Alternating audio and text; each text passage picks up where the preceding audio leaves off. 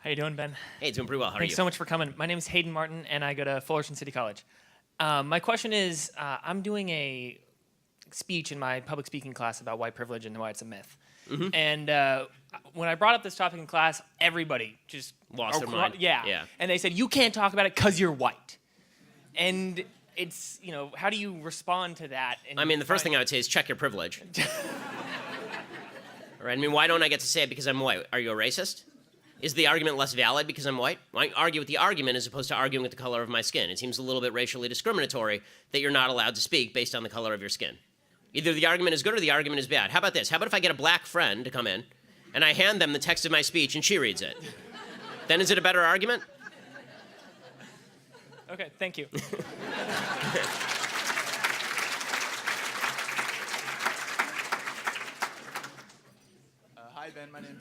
Hi, Ben. My name's Kyle Chu. I'm at Saddleback. Thanks for coming out. And lately, in the last couple of months, I've noticed the rise of populism disguising itself as conservatism. They use the name conservative while, taking to personalities as opposed to principles, and they call people conservative values. I think it's spineless idiots and Cucks, things like yeah. that. Exactly. Yes. You probably heard them all. And I've even heard them say Yes. in the last couple of days that Reagan and Buckley conservatism is dead. But Yeah, they still I heard a call member of the themselves White House say that conservatives. conservatism is sclerotic So yesterday. how would you address these people, and what would you do about populism disguising itself as conservatism? Populism is not an ideology. Populism is a strategy. Okay, Bernie Sanders is a populist. Donald Trump is a populist. That's a strategy. It's not an ideology. Populism just says, quote unquote, the people should rule, and I'm going to appeal to the people directly as opposed to the elites. And anybody can do that routine. It's just a political strategy. So when people disguise a strategy as a philosophy, I think that's wrong. You have to say, okay, what do you mean by populism? And then we can boil down whether it's something that's worthwhile or not. But when people just say populism and then they say, well, it's the power back to the people, you have to ask which people, what power. Like, let's get a little bit specific here. Because if by populism you mean $1 trillion infrastructure plan, well, I remember when there was a populist leftist who was saying the same thing and we didn't like it so much. Right, but if by populism you mean that you want to cut down regulations because you think that people are being beaten down in West Virginia by energy regulations, that's a different sort of populism. So you need to tell me what policies you're espousing. Populism is not a philosophy. So when people say a nationalist populist philosophy, what they're really talking about is they're trying to put an intellectual veneer on a basket of policies that don't really have a coherent through line except for we want to build big stuff, government is good when we say it's good, it's not so good when we don't say it's good, and all the rest. That doesn't mean that everybody who calls themselves a nationalist populist isn't a conservative. It doesn't mean that people who are nationalist populist in the White House aren't going to pursue some conservative policies. There's certainly crossover with conservatism in certain areas. But the idea that nationalist populism, and the reason I say this is because I get this a lot, that it means the Constitution is defunct. Right? The constitutional conservatism is old, it's over, it's been replaced by something else. Eternal principles don't die just because somebody won. Okay, they didn't die because of Obama. They're not going to die because of Trump. And I think that, frankly, Donald Trump is being converted to some of the conservative principles by the people around him, or at least I hope he is. I think a lot of people in this room hope he is, right? And that's why a lot of people voted for him. So, again, when people say that conservatism has to be replaced, the question is with what, and the question is why. And don't let slogans and name-calling dissuade you because it's silly. There's nothing there. Well said. Thanks. Hi, Ben. Thanks for coming today, and everybody for being here. My question is, one thing that I find a distinguishing characteristic between the European left and the university left professors and that sort of establishment with respect to anti-Semitism is that the Democrat Party, by and large, has been supportive of Israel, and not anti-Semitic. Where I see it going now is more towards normative leftist thinking. Yeah. You've got Keith Ellison, who's about to get, or very possibly the head of the DNC, supported by two Jewish people, by Bernie Sanders and by Chuck Schumer, ostensibly in deference to this wave of leftist Bernie Sanders, progressive. right? Yeah, exactly. Yeah, Bernie Sanders and Chuck Schumer as Right. well. So where do you see it going in this country realistically? I know we need to fight against it. We need to have people like you and the young On the Israel issue, I mean, not really Israel, but just actually real leftist anti-Semitism, like they have in the Labor Party and Corbyn and in England and in France. I mean, leftism. The truth is that the Democratic Party, as you say, was sort of a world outlier in terms of the left. The left has not been supportive of Israel since the 1960s. when they realized that Israel was not a socialist little victim of Arab countries surrounding it, but was actually a repository of Western thought in a really backward part of the world, the left flipped. And it didn't happen to be coincidental that they flipped about the same time that the Soviet Union flipped and started supporting Israel's enemies. But as far as where that's going with the international left, yeah, the international left despises Israel. I think the Democratic Party is moving to the left extraordinarily quickly. And it's very dangerous, obviously. The old school, this is why I think that there is a realignment taking place, and I don't think that the only realignment that's taking place is on the right. I think there's some realignment taking place on the left. I think a lot of old school people on the left who were supportive of Israel are looking at the New Democratic Party and they're going, wait a second, this is not what I signed up for. And that conflict is now playing out in the open. But it's obviously a scary time if you're an advocate of if you don't like anti-Semitism, then it's a scary time, I think, on a lot of fronts, unfortunately. I wish I could say more than that, but I think that's pretty much it. Hi, thanks Hey, for how are coming you? out. I am pretty passionately anti-abortion. I know you also are. Yes. And invariably, it always comes up when I have discussions with people that I'm a conservative, because if I'm pro-life, obviously I must worship Trump, which I don't worship him, but I definitely wish him well. But it comes up that I'm hypocritical because I'm conservative and therefore I don't support welfare, I don't support food stamps, I don't support these kinds of programs that have been proven, obviously, kind of to be detrimental in the long run. And my response to that is typically non-response because I just get irritated. I guess I'm looking for a Shapiro-esque response. Okay, sure. So the response to the why don't you want to take, you care about babies before they're born but not after they're born, right? That's usually the way that this argument goes. Yeah, it's a really dumb argument. It's the same argument as basically saying to somebody, well, there's a guy walking on the street. Should he be murdered or not? And you're like, no. Like, well, you're not taking him into your house, are you? Well, I don't have to take him in my house to make me not want to see him murdered, right? They're two different issues. I don't have to adopt the guy. I just don't want to see him stabbed on the face in the middle of my sidewalk, right? I mean, opposing murder does not mean that it is now your job to personally support the person who is not murdered. That's a ridiculous standard. I mean, it's a ridiculous standard by any stretch. It's true for all criminal law. You should ask them, you should say this, do you oppose murder? Like an actual murder, I mean like of an adult. Do you oppose you getting stabbed today? Right, or your friend getting stabbed today? Presumably they will say yes. If not, then you should run. But but if you say, this person, you see this person walking by, do you think it would be good if they got stabbed, or okay, or acceptable? Would you look the other way if they got stabbed? Presumably they'd say no. So why don't you adopt? But you're not willing to adopt that person. I mean, you don't care what happens to that person as soon as they get out of your eye line, right? As soon as they're gone from your sight, you forget about them entirely. What about their problems? What about the fact that they can't afford contraception? How about that? You're going to take care of their contraception now? What they do, the left likes to do this. They take two questions and they conflate them, and then they pretend that they have moral stature because of that. Right? They do this on abortion a lot. Right? They do it. Their favorite is not that one's a big favorite. The other one that's a big favorite is rape and incest. What do you do about cases of abortion and rape and incest? And as I've said before, how about this? Before we, you can answer the question. I'll give you my answer to the question. But before we do that, how about we stipulate that all of the abortions that are not done for reasons of rape and incest are bad? If you're willing to stipulate that, then I'll take on your second question. Or is it just that you want to talk about rape and incest because you want to lump that together with all the other abortions? Which is really what they want to do, right? They want to say rape and incest, we'll take the hard case and then we'll use that and pretend that that's like the normal case. Okay, 98% of all abortions are not rape and incest. So how about this? How about you assume how about this? I would even make the trade, just for the sake of saving babies. If all we could do was save 98% of the babies who are not conceived through rape and incest, I'd make a trade with you. It'd be the worst trade ever, but I'd make the trade with you that rape and incest we could still leave up for discussion, but the other 98% of babies, no. Are you okay with that? And of course they'll say no. Say right, because you don't want to have this argument. You're just trying to do a gotcha question. As far as the answer on rape and incest, by the way, the proper answer on rape and incest, if you're a pro-life person on these issues, is rape is horrible, rapists should be castrated or killed, incest is evil, that doesn't mean you get to kill babies. They're two separate issues.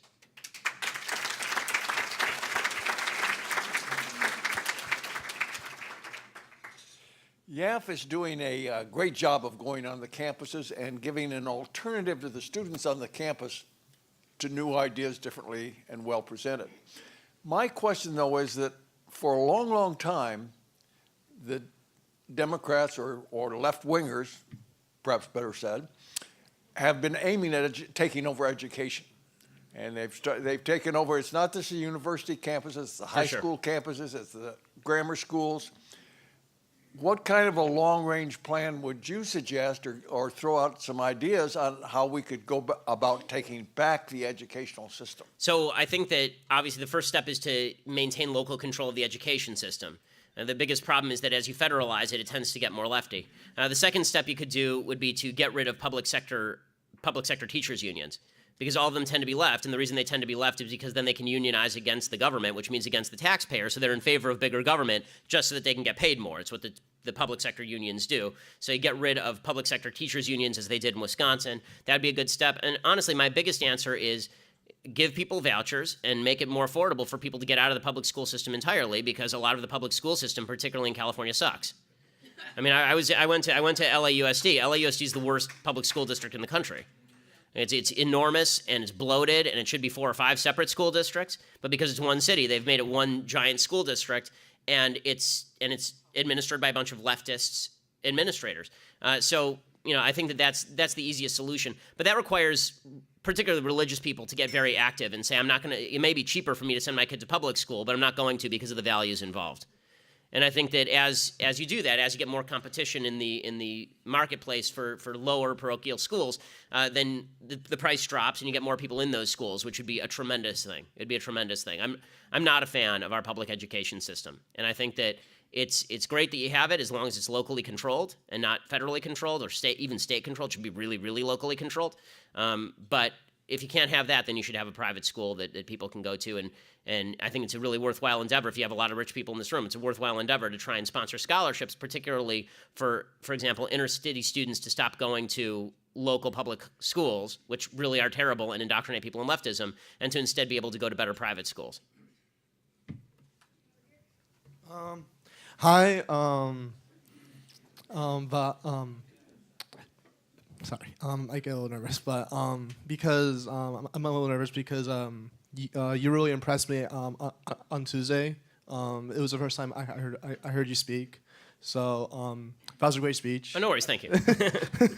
But I currently plan on running for the Senate of UCSB's Associate Students to the Government. Mm-hmm. And one of my goals is if I'm elected to start to work on reversing the leftist trends that have been going on campus and making UCSB a more open campus where ideas can be expressed more freely, mm-hmm. and where it's not dominated by just leftist doctrine. Okay. Do you have any specific advice or strategies on how to do that without being too ideological, as in being without being too specifically partisan? Yeah. I mean, I think that the best way to do that is to propose general rules that also happen to apply to conservatives. So there should be a general rule at all these campuses that the administration should not be able to tell police officers not to remove protesters. Like, this has been a big thing. It didn't happen at UCSB, thank God, but we've had a bunch of situations where administrators have told police officers not to remove protesters on campus, or they'll shut down the event. That actually happened at University of Wisconsin, so we had all these idiots actually line up in front of the room to protest for 15 minutes, and when we asked the cops, why don't you just take these people away to the loony bin, instead they suggested, they said if we shut them down, we have to shut down the entire event. So I think that a good measure would be to say, just as a general rule, no one shuts down events. If you try to shut down an event, you're immediately booted. When it comes to student funding, the truth is that at a state school like UCSB, it's a violation of the First Amendment for viewpoint discrimination to be the rationale for shutting down any event. And we've tried to launch lawsuits along these bases on various campuses, including CSULA. Whether or not the judge was into it is another question. But I think that that's a good place to start. As far as fighting back against some of the more leftist policies that are open, so for example, a lot of these campuses try to vote for divestment from Israel, as an example, for no reason. It's like they're a bunch of students here and they divest from Israel like anyone cares. What you should, I think the best counter to that is you should lead a divestment movement against Iran. Right, and say, why is it that you won't back a divestment movement against Iran, but you'll back a divestment movement against Israel? Oh, right, it's because you hate Jews. Which is the actual reason, right? So I think that for me to give you better advice, I'd have to have the specific stuff that you were trying to stop. And I'm happy to give you advice on that sort of stuff. You can just contact YAF and they'll give you my email address, and I'm happy to respond to that. more specifically. Hi, Mr. Shapiro. Thank you so much for speaking to us today. My name is Tiffany Haas, and I'm from the University of Southern California. As you mentioned in your speech, we've seen the rise of safe spaces on our campuses. In some cases, universities will bring in psychologists to these meetings, and they'll notate how students are feeling anxious, scared, or panicked after seeing a conservative speaker. I specialize in that, yeah. I actually get kickbacks from the psychiatrists. It's a very lucrative business. Considering your legal background, do you think that this so-called evidence can substantiate the silencing of conservative voice? No, and I don't think that most of these campuses actually, the truth is that when we speak on most of these campuses, the administrators are generally pretty good about trying to facilitate. They kind of stop us in small ways, but as a general rule, it's very rare that a campus will be like DePaul and just shut it down because the kids, because the snowflakes melted. But when, as far as the idea that kids' feelings are hurt, and welcome to the real world. If you're feeling, this is my catchphrase, right? I'm like a TV character. I have my own catchphrase. My catchphrase is facts don't care about your feelings. And unlike some people who speak on campus, my goal in speaking on campus is not specifically to offend people. The easiest thing in the world is to offend easily offended people.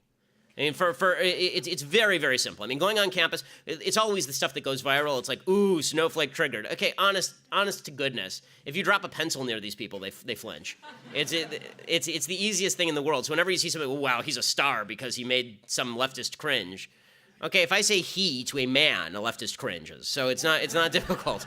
But what is troubling is the tendency to, as you can tell from my speeches. When I go on campus, I actually reel off stats and figures. And when people ask me questions, I cite specific legal cases. And I try to be as specific as possible about the factual evidence that I provide. If they're offended by that, that's their own damn problem.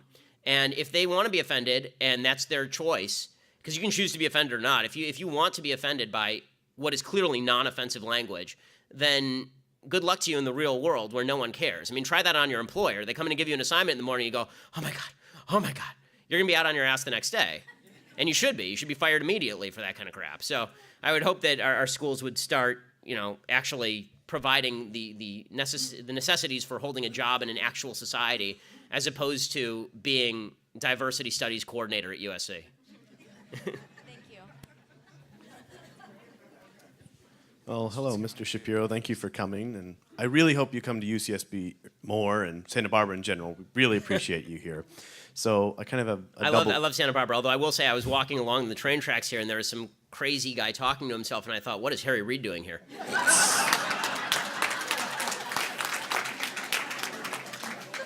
Well, Joe Biden makes visits occasionally too, so... Anyway, one question I have is something that I'd like a Shapiro-esque answer to. I like that I'm getting a brand on this now. That's great. You're kind of a celebrity. So if I want to start a conversation on the Affordable Health Care Act, and I start talking about why it's crippling certain people, how do I respond when the first thing they say is, well, you know what, I would be dead without Obamacare. I would be dead, my child would be dead, and if you want them to die, something along those lines. Yeah, the other question I have is, I think there's something like less than a third of millennials are conservative, and even less than that, millennials are evangelical.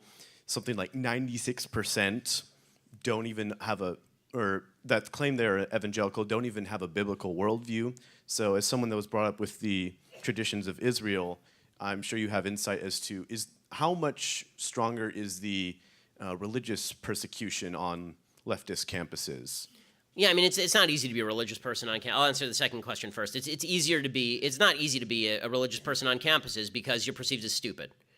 I mean, the nice thing is if you do, once you go to Harvard Law School, they can't say that anymore. But but you get that a lot, right? It's the idea that you're a dummy for believing in religion. And the truth is, all of Western civilization is based on a Judeo-Christian value system. It hasn't sprung up anywhere else. I mean, there are tons of cultures all over the globe, and none of them have the kind of civilization America does. And America, by the way, is still significantly more religious than Europe, which is not coincidentally one of the reasons why we are significantly more powerful than Europe. So, when they say that you're a fool for believing in God, the truth is that belief in God is belief. Right? You have to take a leap of faith. It can't be proved. It can't be something. It's not something that you can make a scientific hypothesis and then fulfill that hypothesis. But atheism can't be proved either. And there's no way to prove these sorts of intangibles. And what that means is that you can either choose to at least acknowledge. What I would say to people is, look, whether you believe in God personally is your own business. It is. I don't really care particularly. As a religious person, I care about your soul. But as a political person, it's your own business. I don't care. But as a society, when we fail to acknowledge the value of Judeo-Christian religion steeped in the idea that every human being has equal worth under God, you end up very quickly devolving into a socialism that ends up demeaning human beings individually. Because there's never been a place on earth that wasn't like that. The fact is that the collective takes over. People worship. People are made to worship. And we will either worship God or we will worship the state. Or we'll worship ourselves. Right? Those tend to be the three choices. You're either a libertine, or you're a communist, or you're a conservative. Those are sort of the three choices. So I think that when it comes to defending religion, it's easier to defend the system of religion than particular religious belief because we all have different religions, we all have different religious beliefs. Even among Orthodox Jews, there's a lot of diversity each individual has their own relationship with God, and you can't argue anybody else into your relationship with God. What you can say is, here is something that is unquestioned and undoubted. Judeo-Christian religion has created the foundation for the greatest civilization in the history of mankind, and ripping away the foundations of that civilization on behalf of a philosophy that really has never built anything without those roots in Judeo-Christian atheism. Modern atheism has its root in Judeo-Christian religion. It does. It doesn't exist in the Islamic world, right? Modern atheism, the freedom to be an atheist, only exists in the West. It only exists in the Judeo-Christian world. The freedoms that the left bases its whole worldview on are within a milieu that was created by a religion it despises. You can't just take a battering ram to the foundations of civilization and then hope the superstructure stands. So that's my answer as far as God. As far as the first question about the Affordable Care Act and when people cite tragedy, I mean, first of all, I think that the first answer you should give, because it takes them back, is, first of all, what's going on with you? Please tell me. Please tell me, what's your health problem, and tell me the health problems that you're experiencing, and is there any way that I can personally help? Right? I mean, because here what they're saying is you're unsympathetic. That's really their argument is not an argument. Their argument is an emotional appeal. They're not arguing that the policy is better. They're arguing the policy is better for me. Okay, I can't argue that the policy is better for you, because it might be better for you, right? If I confiscated all wealth in the United States and gave it to that person, presumably that policy would be better for them. It wouldn't be great for everybody else. And this is why there's a book that's recently come out about empathy in politics, and says that empathy in politics is actually extraordinarily harmful, because when you put yourself in the other person's shoes, you only care about the other person. You forget about the millions of other people that it affects. And so you saw this at the town halls. I talked about this, I think, 2 days ago on my podcast. If you looked at these town hall events, people were doing this. They would go out to these town halls. My husband is dying, and if you take away my Medicare, he's going to die, right? And you see Tom Cotton on stage, and what's he supposed to do? I say, good, your husband should, he's not going to say your husband should die, right? And so it turns into this kind of mushy thing. The best answer to that is, how can I help you personally? Can I bring your case to my church? Can I bring your case to my synagogue? Can we put a GoFundMe online? How can we get money to help you, right? How can we help you?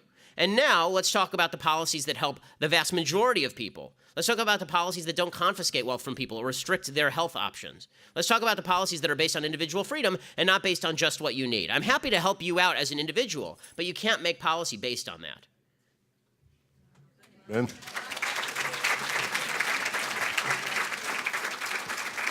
Ben, at UCSB, you skewered income inequality, but you said it so fast, I didn't get it all. Yeah, sorry.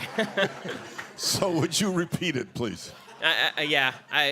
Not to be insulting to anybody who's above the age of 60, but one of the reasons a large part of my audience is under the age of 40 is because I speak at 76 RPM. What I said about income inequality is a few things. Number one, the idea that the people who are very, very rich somehow stole from the people who are very, very poor, and that's why they're very, very rich is stupid. Poor people are poor and don't have lots of money to steal. Okay, so the idea that Bill Gates got rich by ripping off a bunch of homeless people. Homeless people were not buying Microsoft, nor was he going to them, forcing Microsoft on them for them to stick into their boxes, right? That's not how he got rich. The way you get rich in any free functioning economy is by participating in an enormous number of voluntary transactions that benefit both sides. You should care about the question of poverty. You shouldn't care about the question of income inequality. You should care about how do we make poor people rich, not how do we make rich people poorer so that everybody's at the same level. Because that's just you being jealous. That's just you not liking the guy's house next door because it's bigger than your house. And look at that, he has a big house, I have a smaller house. Maybe I'll just go rob his place.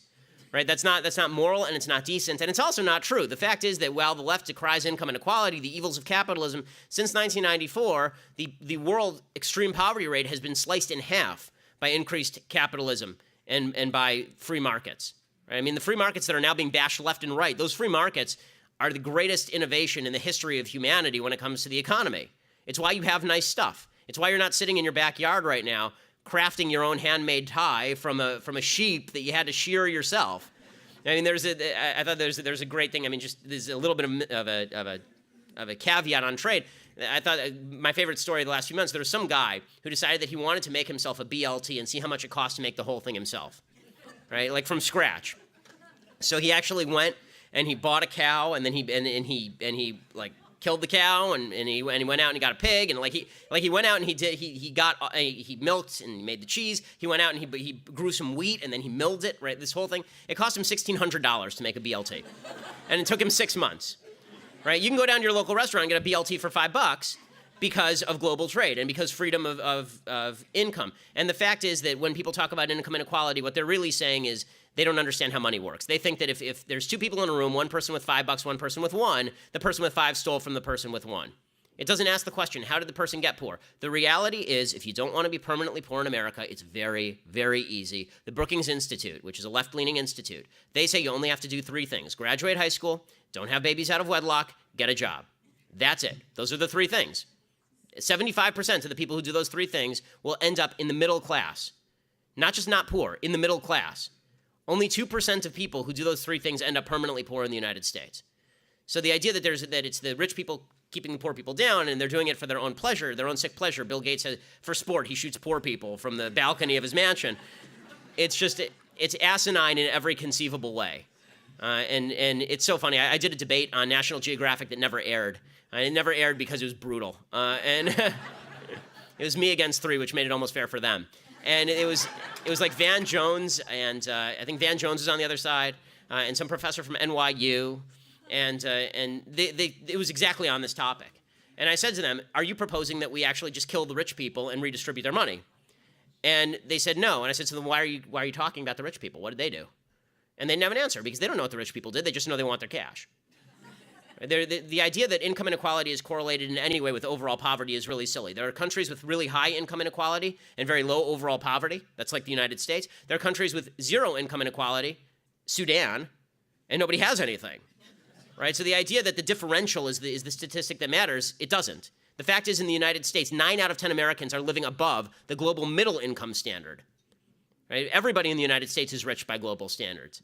And that you want to get rid of the income inequality by destroying that. Good luck to you. We have one final question back here. Hello, Mr. Shapiro. My name is Andrea, and I am a Cal State LA student. Yeah, good luck to you. I'm actually originally a Northern Californian.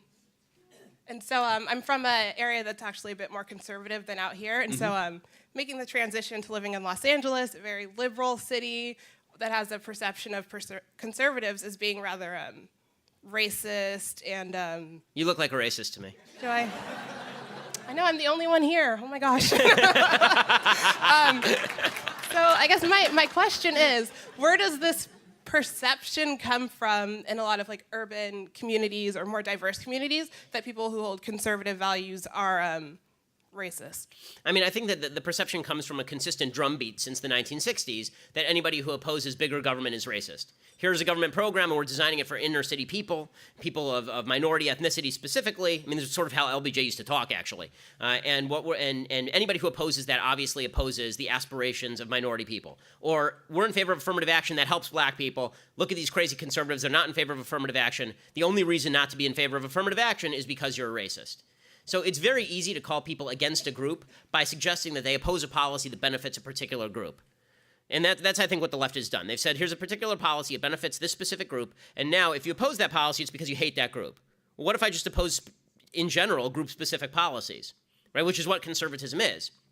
Conservatism says, you don't get special treatment if you're white, you don't get special treatment if you're black, you don't get special treatment if you're anything because you're an individual human being and your race shouldn't matter. And the left says, that's racist.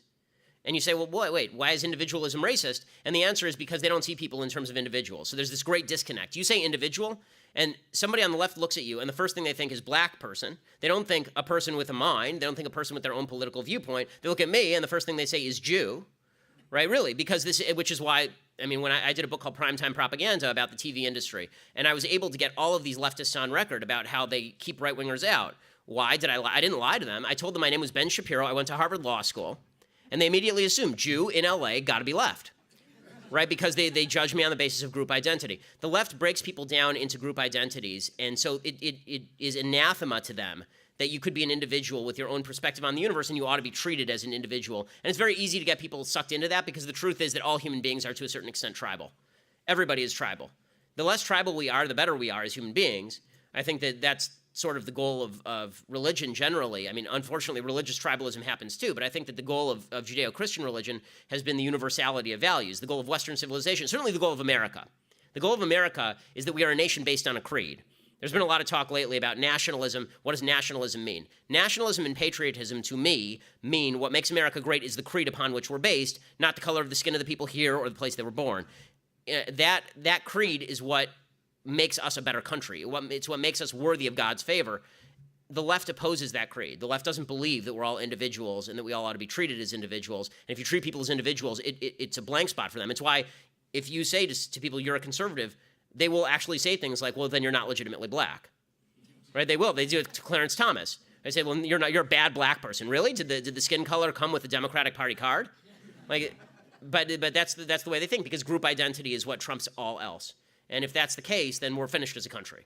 Because the only group identity that ought to matter is your membership in the group of people who are decent and good, who work hard for their families and make the country a better place. Thanks so much.